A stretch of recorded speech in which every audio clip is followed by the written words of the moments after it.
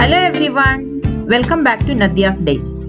ഇന്ന് നമുക്ക് ശർക്കര പാവ് കാച്ചോ ഒന്നും ചെയ്യാതെ വളരെ ഈസി ആയിട്ട് നല്ല ക്രിസ്പി ആയിട്ടുള്ള കപ്പലണ്ടി മിഠായി എങ്ങനെ തയ്യാറാക്കാമെന്ന് നോക്കിയാലോ.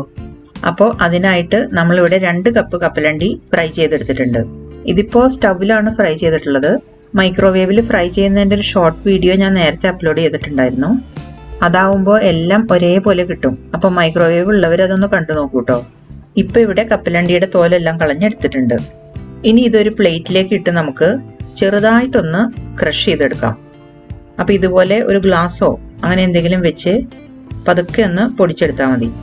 മിക്സിയിലിട്ട് പൊടിക്കരുത് കേട്ടോ, ഒരുപാട് പൊടിഞ്ഞു പോയാൽ രസം ഉണ്ടാവില്ല. അപ്പോൾ ഇതാ മുഴുവൻ കപ്പലണ്ടിയും ഇതുപോലെ ചെറുതായി ഒന്ന് പൊടിച്ചെടുക്കാം. അടുത്തതായി വേണ്ടത് 1 കപ്പ് പഞ്ചസാരയാണ്. അപ്പോൾ ഏത് കപ്പിലാണോ കപ്പലണ്ടി എടുത്തത് ആ സെയിം കപ്പിൽ തന്നെ 1 കപ്പ് പഞ്ചസാര എടുക്കാം. അതിനുശേഷം കുറച്ച് വിസ്താരമുള്ള ഒരു പ്ലേറ്റിൽ എണ്ണ പുരട്ടി വെക്കാം. വെളിച്ചെണ്ണയോ ഓയിലോ ഏത് വേണമെങ്കിലും നമുക്ക് എടുക്കാം കേട്ടോ. ഈ പ്ലേറ്റിൻ്റെ കൂടെ തന്നെ കുറച്ച് വലിയൊരു ഡവറയുടെ അടിയിലും എണ്ണ പുരട്ടി വെക്കണം കേട്ടോ. അപ്പോൾ ഇത് രണ്ടും ഇവിടെ ഇരിക്കട്ടെ. അടുത്തതായി നമുക്ക് ഒരു ചീനച്ചട്ടി സ്റ്റൗവിൽ വെച്ച് അതിലേക്ക് നമ്മൾ എടുത്തു വെച്ചിട്ടുള്ള പഞ്ചസാര ഇട്ട് കൊടുക്കാം.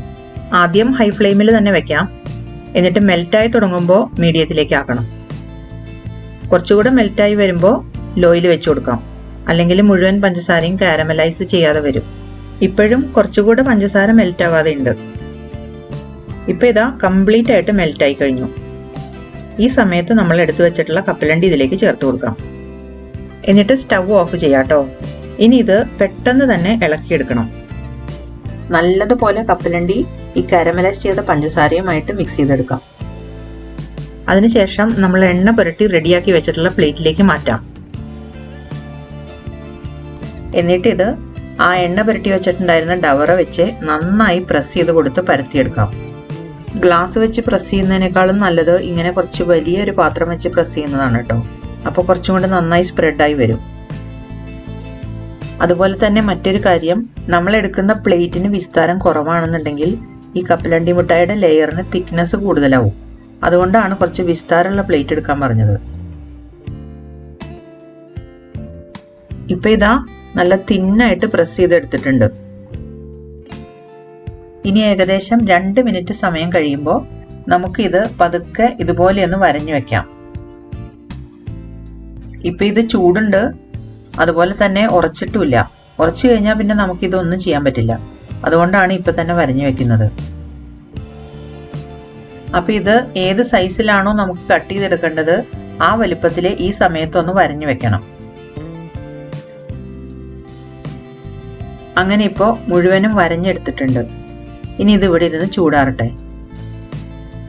ഇപ്പോൾ ഏകദേശം 15 മിനിറ്റ് സമയം കഴിഞ്ഞിട്ടുണ്ട്. ഇത് ഒരുവിധം ചൂടാറി വന്നിട്ടുണ്ട്. അപ്പം നമുക്കിനി ഇത് പതുക്കെ അടർത്തിയെടുക്കാം. അടർത്തിയെടുക്കാൻ ബുദ്ധിമുട്ടുണ്ടെങ്കിൽ ഇതുപോലെ ഒരു കത്തി വെച്ച് പതുക്കെ ഒന്ന് കുത്തി കൊടുത്താൽ മതി. ഒട്ടും പറ്റി പിടിക്കാതെ അടർന്നു പോരും.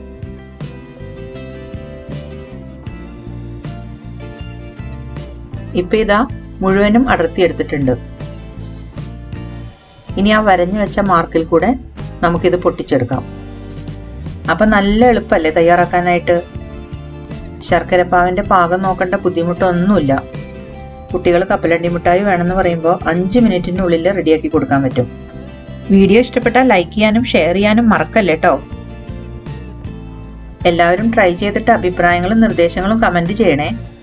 Thank you for watching.